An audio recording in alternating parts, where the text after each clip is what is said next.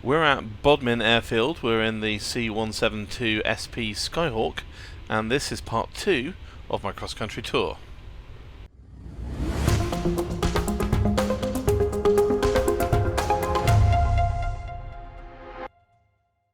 This is our flight plan for today. We're going to be going from Bodmin across towards Plymouth, and we'll have a look at the modelling of Plymouth, which is quite impressive and interesting. Plymouth Airport there is closed in the real world, but it's still there in the sim. We probably won't fly too close to it in reality, so we probably won't have a look at it, but if we do get close, then we can have a look at that, although, as I say, in the real world it's closed. I'm not sure if it's still physically there or not, or if it's been knocked down and built over, but you definitely can't land there.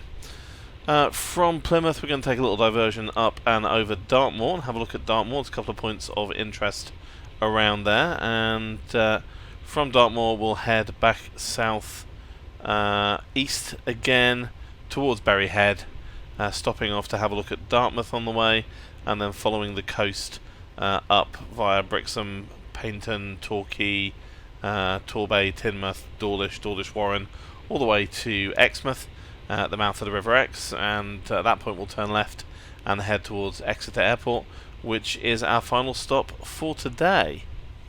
Right, so power to the aircraft, avionics on, and we'll get the G1000 initially set up, get the panel lights on, and the pitot heat can go on. Now we don't want to tax the batteries for too long, as they don't last very long on this aircraft, so I'm going to get the engine started straight away.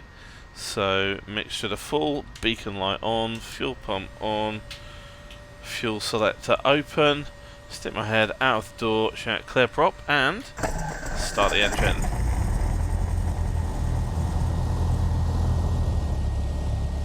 Alright then, ground is 122.7,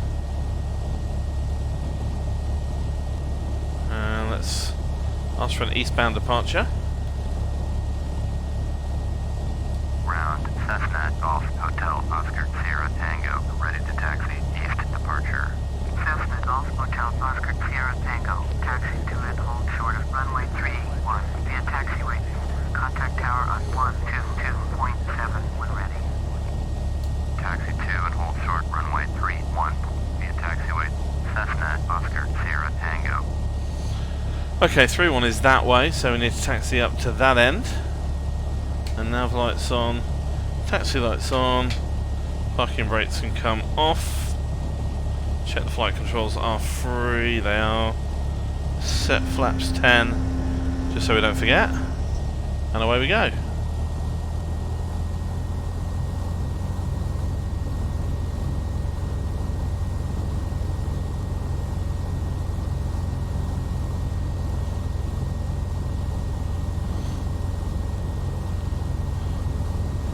Past the Camel. That's a frequent model at UK 2000 VFR airports. Those ultralights I've not seen before, except at this airport. You'll notice there's a whole parking area downhill there, including aircraft parking. So you've got cars parked there, but you've also got some aircraft parked down. That looks like a Cub and a Piper of some description. Let's not go off the cliff, thank you.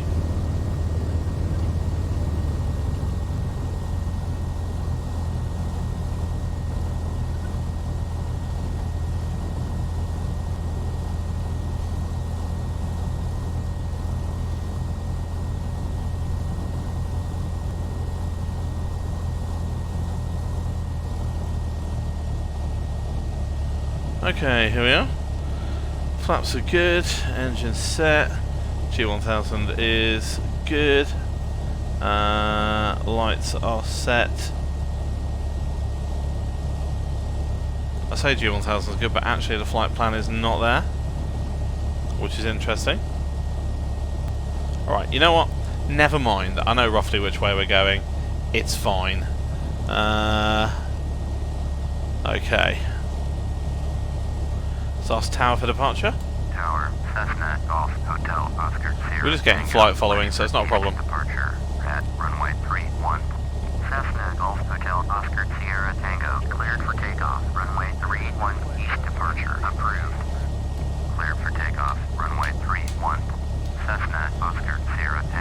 set the lights and let's roll.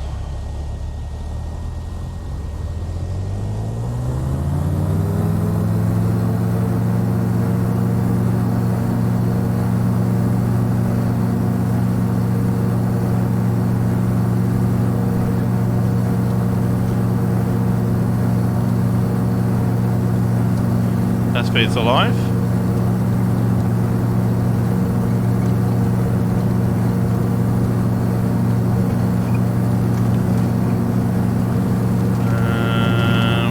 Rotate.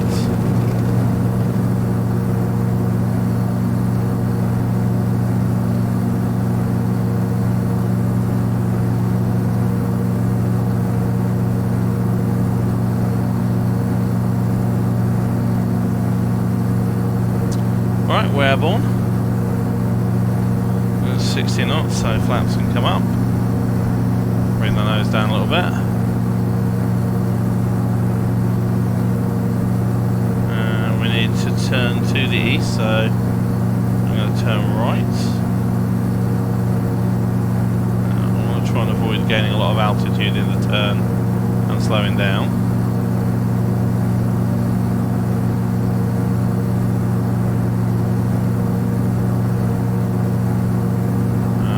Stop off at about 1,800 feet. So,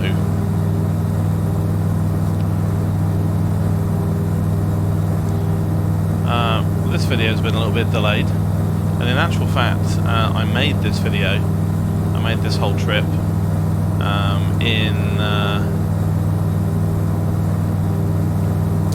on the same day that I recorded the last video. Sorry, the one before that, the cross-country tour leg 1. And I had all the footage and I was in the middle of editing it, and I decided to abandon it and start again. And you may well wonder, what is the cause of such glorious madness? And the answer is that I have installed Prepared version 5. So I wasn't really sure what I was going to do about P3D V5.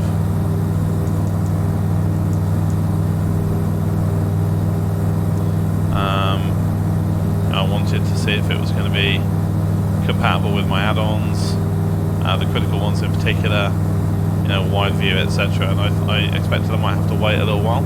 Well, as it turns out, thank you very much. Let's go to 133.4 and then 5.5 because it changes the frequency almost immediately. So, whoops, 133.55 and request flight following. Approach Cessna Golf Hotel Oscar Sierra Tango. This type Cessna Skyhawk 4 miles. Getting a little bit too much height, so I'm going to drop a little ways. Request flight following. Cessna Golf Hotel Oscar Sierra Tango. Plymouth approach squawk 0246. So as it's 0246. Immediate Sierra Hotel Tango is climbing through 1,200 for 9,000. Cessna Oscar Sierra Tango. Radar contact 5 miles east of Echo Golf Lima Alpha 2000. UMH 1020 Echo India Sierra Hotel Tango. Plymouth departure. Roger. UMH 1020. Copy. Cessna Oscar Sierra Tango. Sierra Hotel Tango. Turn right heading 020. Proceed on course. Climb and maintain 9,000. So as it turned out, the majority of the add-ons that I used were available pretty much immediately after launch. I mean, Wideview, I think, did a new version on the launch day. FSUI PC came out with FSUI P6 on launch day or thereabouts. Orbex said that their stuff was already compatible. Lots of aircraft manufacturers said their stuff was already compatible. And by and large, it's been a pretty easy story. Now, there are a couple of holdouts. GSX are saying it's going to take them quite a long time to get a version that works properly. They might have like an open beta that works a bit, and Hi-Fi are still running an open beta for Active Sky. So they have, they've basically launched a new product line. So they had Active Sky for P3D V4. They've now got just Active Sky for P3D, which is supposed to be a single product for P3D 4 and 5 that works with both the traditional weather system, the legacy weather system, and the new atmospherics True Sky built into P3D V5. But it's early days for them and they're in open beta. However, I've got that installed and it does appear to be working okay, I have to say. So I made the switch, I downloaded P3D V5, I installed it alongside my existing install admittedly, and got all the add-ins plumbed in. That took me a good couple of days, and yeah, I mean, I don't have everything moved across. I've only moved over this aircraft so far so I could fly this flight, but everything else has gone across in terms of scenery, etc., and that all seems to work. Yeah, by and large pretty happy. Right, so first point of interest on the scenery here is this TV tower, or rather these TV towers, because if I bank right a little bit, you can see there is another little mini one down there. We're going to get a little bit close for comfort. And I'm going to dive bomb them a little bit. So you can see the smaller one now, there's red lights on it. And the big one over there. Let's 500. watch these disappear off to the left. And if you're thinking that image quality looks a bit better, then you know what? I kind of agree with you. I think it does. There's no real reason, because they're not suggesting that P3D V5 massively improves the image quality, but what they have done is move the rendering engine over to DX12. Now, some people seem to be taking that as a suggestion that they have completely rewritten the rendering engine. I don't believe that they have. I'm sure they've just changed the rendering pipeline to be a DX12 pipeline and made a few other changes. And you know, that's fine. Most people are reporting some performance increases, and we've got new features like the ability to have slope runways for reels this time. You know, it's all in all a good upgrade. There's a new weather system, which you're seeing right now, although because it's a completely cloudless day, and this is the real weather in the UK today, by the way, it is just completely cloud free, and has been for several days actually, disturbingly. Let's go sightseeing view. So there's the Tamar Bridge, centre screen towards the bottom. It's actually two bridges there. There's the road bridge and there is a rail bridge immediately next to it, and there's another little bridge over one of the tributaries of the river just beyond it, and then we get into the Plymouth dock area. So when we get a little bit nearer, I'm going to pop out to the spot view and we'll get a slightly better look at the territory.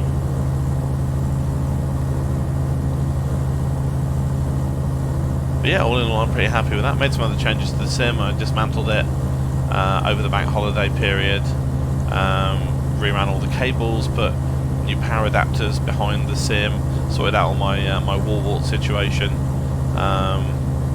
redid some of the electricals. I got the fire warning and master caution lights and buttons finally working. Let me just pop out to the spot view now. If I come around, I also think the turbulence effect just looks a bit better in P3D V5. It bounces around a bit more convincingly. I don't think they've done much to the flight model, mind you. So there's the Tamar Road Bridge and the Tamar Rail Bridge next to it, and then there's the other rail bridge just down there. Right, so we're entering the docks area. You can see ahead of us, these are the military docks. So there is an aircraft carrier right there, and I'm assuming that's supposed to represent the new Queen Elizabeth class carrier. And there is what looks like a destroyer or something next to it. I don't really know my military ships very well. Now we've got an oil tanker actually in the river. We've got some cranes down there on the dock side. Got another big military ship parked up, and in the first basin there. Then when we get into the next basin, we can see, if I zoom in a bit, a whole bunch of submarines. Not sure there'd be that many submarines in the real world. And another large ship, a destroyer or a frigate or something, parked up by the slipways, and then a crane apparently in the middle of the water, which I don't think is there in the real world. Plus the ferries, ferries going from Plymouth to Saltash on the other side. They're there. Not sure you can see three like that at the same time, but maybe you would. And then we're getting into the commercial docks, although that's another Navy ship there. Let's just head a bit left.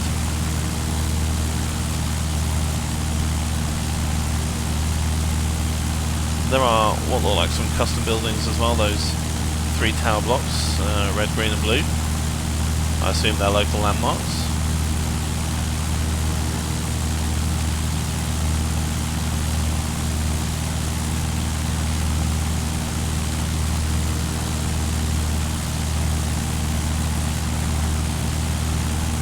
As we come around and have a look at, I think this is also part of the naval dockyard. I haven't been to Plymouth since the 1980s, so it's been a while. See some of the water effects there. We've got the waves crashing. I mean, you used to see that in FSX. I've not seen it in Prepared up till now. I don't think it's a particularly convincing effect, to be honest with you. I've got Brittany ferries docked down there at the ferry port, and then we've got a cluster of buildings. I guess some of these are autogen, some of them maybe custom. There's a lighthouse there, and again, I'm not sure that's a real lighthouse. Although actually, looking at the satellite image under it, maybe there should be a lighthouse there. But then that taller building behind it, I think, may actually be a real lighthouse. And then we have some kind of fort. I don't think it's a castle, I think it's a military installation, probably quite an old one, but it's not like medieval. You can see that there's what looks like a heliport, a helipad down there, so it's obviously modern day military installation. And now we're heading out over the oil terminal, of which there's a precious little sign in terms of real buildings. It's just there on the satellite picture. And wherever we go, we're seeing lots of pleasure boats, and there are lots and lots of boats in Plymouth, of course. And now we're passing out of Plymouth and into Plimpton.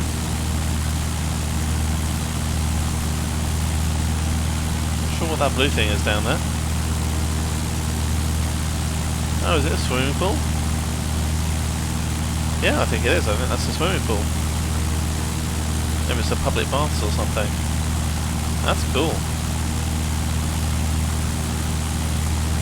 So, that is Plymouth. Let's get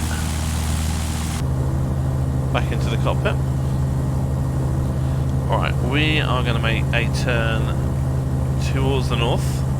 And we're going to head out over Dartmoor, have a look at our next major point of interest. It's going to take us a little while to get there, so again, I suspect I may do a little bit of cutting. We are going to head out over some quarrying over there. That's, I'm not entirely sure what the quarrying's for, whether it is clay or limestone or something like that. I really have no idea. Or chalk. It could be any of those things in the real world. I'm going to put a bit of power in, and we'll speed up and try and get where we're going a little bit faster. And I guess I'll see you when we get there. Okay, we are approaching our next major point of interest, and we're over Dartmoor at this point. And you can see it's quite bleak and windswept. You may be able to see there's a town ahead of us, and this is the town of Princetown.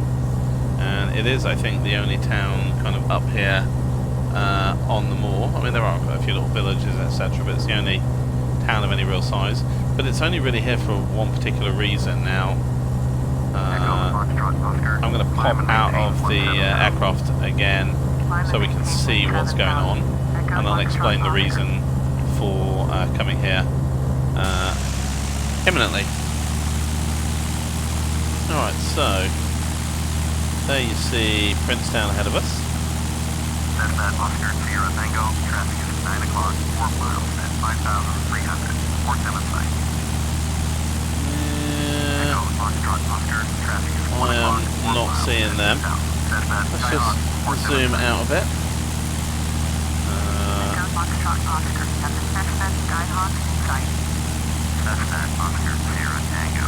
So, just to course very slightly. This is Princetown, but as we get nearer, you might be able to see on the satellite imagery, or the aerial imagery, what looks like a circular structure with buildings inside it. Should be, yeah, it's just kind of coming into focus a little bit there. There's the circular perimeter. Now, by no means all of the real buildings are mapped in there, there's just some auto-gen. However, in the real world, that is Dartmoor Prison. So, Dartmoor Prison, that's the big wall surrounding it. And then the actual cell blocks you can see within it. And Dartmoor Prison, I think, is a fairly high security prison, and certainly very remote, which is going to make escaping not the easiest thing in the world to do. So I thought we'd come and have a look at that. And now I'm going to head southeast in the general direction of Bury Head and Dartmouth. Alright, we are approaching Dartmouth now, and it's pretty much dead ahead of us there, at, well, as it sounds like, the mouth of the River Dart. The mouth of the Dart is it's quite hilly. There's essentially cliffs at the edge there, so Dartmouth is largely built onto the sides of the valley and the hill. There is a Royal Naval College at Dartmouth, and we should see the buildings for that, and at least on the satellite, the jetty where the naval ships dock. That looks like it might be a caravan park or something down there.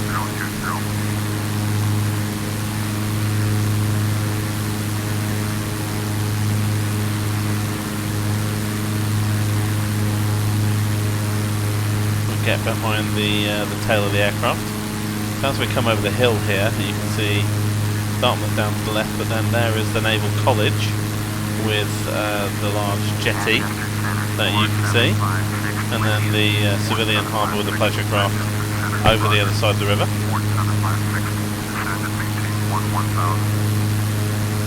So that's pretty much Dartmouth.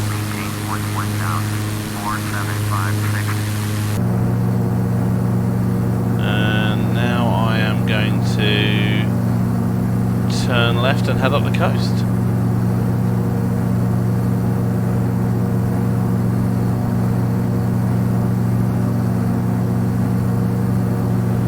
Quite impressed with the P3D performance. There's a definite frames improvement, not a massive amount, but a definite frames improvement. It all just feels a bit more fluid though, even when there are micro stutters, it feels more fluid. And I know that they have apparently moved the control polling onto a separate thread, so that now the sim is picking up control inputs even when the rendering system is stuttering or slowing down. So you, rather like with FS 2020, your control inputs are always equally sensitive no matter what the sim's rendering engine is actually doing, and that means in theory that you've got more precise control over your attitude, which in landing situations in particular has got to be a good thing. Right, so we're now heading over the town of Brixham and Bury Head, the VOR at Bury Head, just out on the end of that promontory there. Bury Head is a waypoint on a lot of flights in and out of the UK via the south coast. Heading out over a bay here. I'm not sure quite what they call the bay. I think it's just might be Paynton Bay, might be Brixham Bay, might be even Tor Bay, although Tor Bay is a tower. Tower is a town, sorry. Off to our left there is Paignton, and then Torbay itself, the town, is there, and then the larger conurbation here is the seaside town of Torquay. Now Torquay should be well known to everybody as the home of the rather ridiculous hotel in Fawlty Towers, and if you don't know what Fawlty Towers is, then you really should go and look it up. Right, tune next to approach, contact them.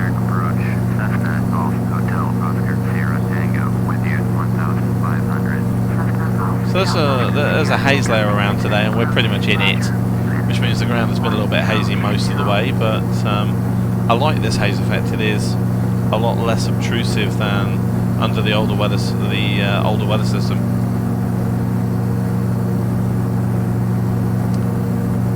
So basically there's this cluster of towns up the coast at this point, and if you go to any of them, they're all seaside towns. They've got beaches, they've got fishing, and you can, as a tourist, get a good cream tea. Pretty much any of these places, they're all serve good Devon cream tea, but in particular, and I would definitely recommend it, Dawlish Warren, which is only a little, relatively little village, just up the road from Dawlish itself. Quite a big stutter on the main screen there for a second. And I had one of the best cream teas ever there, I have to say. Nice little village, get out, go to the pub, get a cream tea, sorted. We're about to get within 10 miles of Exeter, at which point I will cancel my flight following. In fact, yeah, I'll cancel it now. Exeter approach, Cessna Oscar Sierra Tango. I'm going to make a turn now to 350.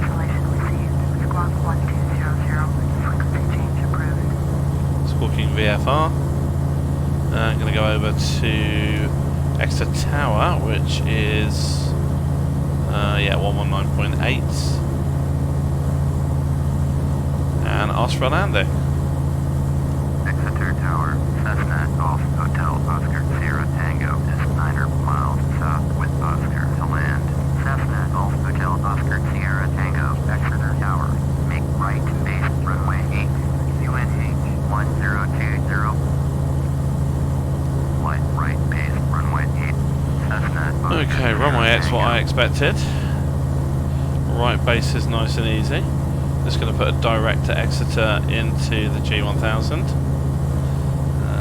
Tune the ILS frequency. It won't be an ILS approach, but I can use the ILS as an aid. 109.9 IET is the correct signal.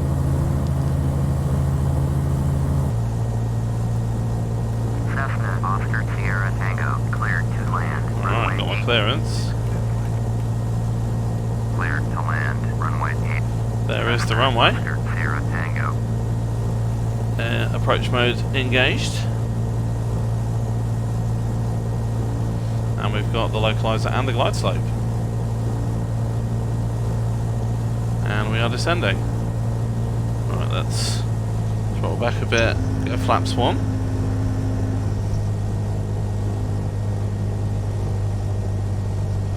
VREF today is going to be about 60 knots. Lots of runway, so it's not important that we're particularly slow.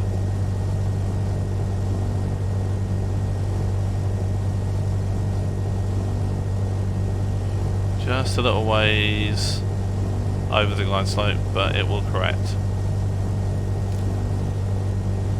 Wind is pretty much straight at us. Yeah, it's a nose wind, so should actually be very easy. I'm going to get ready for autopilot off. I'm going to run the autopilot down to about 300 feet though. No reason not to.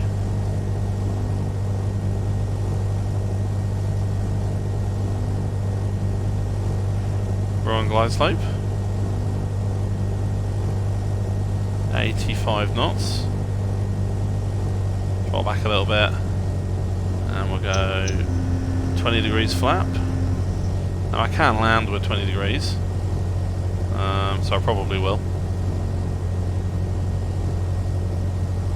Speed dropping, 74 knots.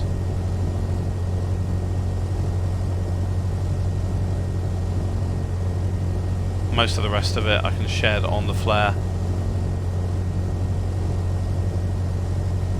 Get down to about 70-ish knots.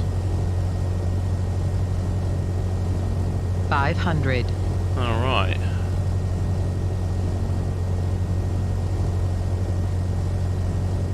That's 500. So the airport elevation is about 80 feet. So I'm going to turn the autopilot off at about 380 feet.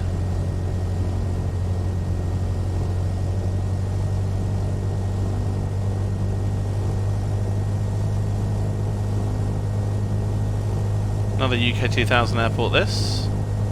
As you can see, it's it does have commercial flights. There used to be a lot of Flybe traffic in that here, obviously not anymore. But you do get 737s and other airliners, as well as Dash 8. But there's probably quite a lot of general aviation traffic as well. Alright, autopilot goes off.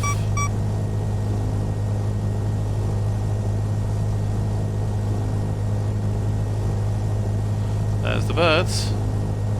Get them at every UK 2000 airport.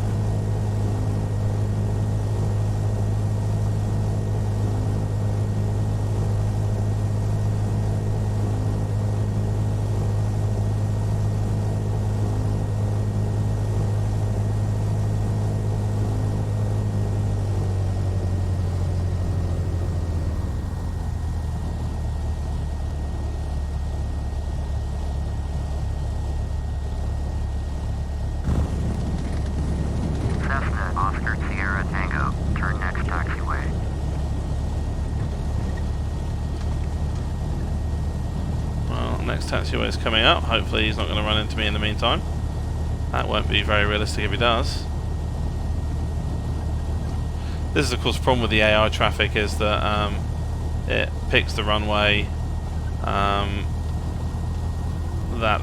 was accurate for the wind when the session started, not as it is now. Now that supposedly has been fixed in Prepared v5, but of course I'm using Ultimate Traffic, which may well not have actually fixed that. So let's get off here and avoid that guy. I mean, maybe he's waiting for us, I don't know. Maybe he's being nice about it. Cessna Oscar Sierra Tango, contact ground on 119.8. 119.8. Cessna Oscar Sierra Tango.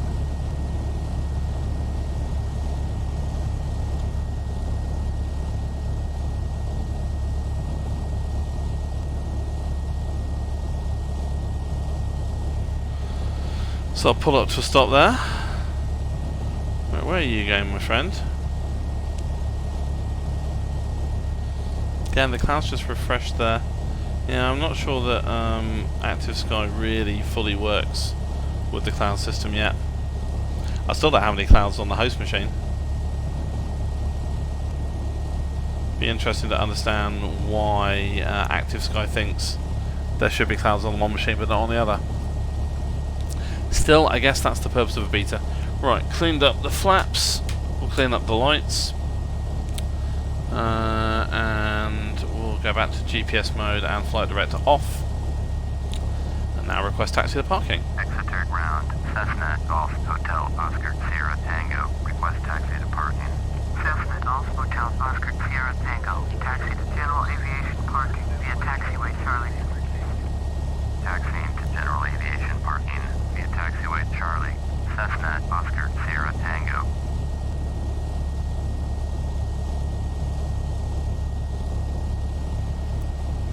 Excuse me for a sneeze there. Alright, taxiway Charlie is that one. And general aviation parking is just on the grass there, so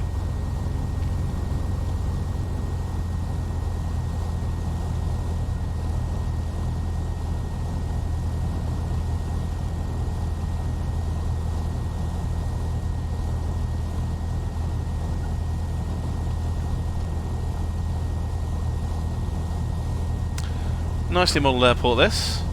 I mean, again, it's a VFR airfield, so it's not, you know, at sort of extreme or mega airport standards, but it's still pretty good. Alright, our parking is over here.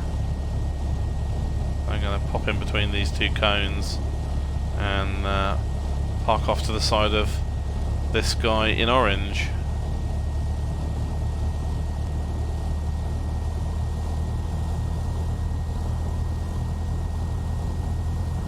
There are some tie-down marks on the ground, so I'm going to try and get in between those.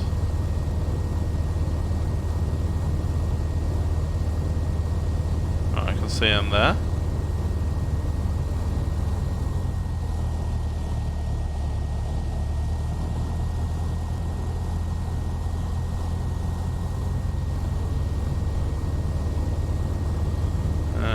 We'll just pull up right there. Okay. Parking brake on. Taxi nav lights off. Engine off. Beacon light off. Pitot heat goes off. Alright. Yes, thank you, G1000. Welcome to Exeter, everybody. That's the end of leg 2 of the cross-country tour.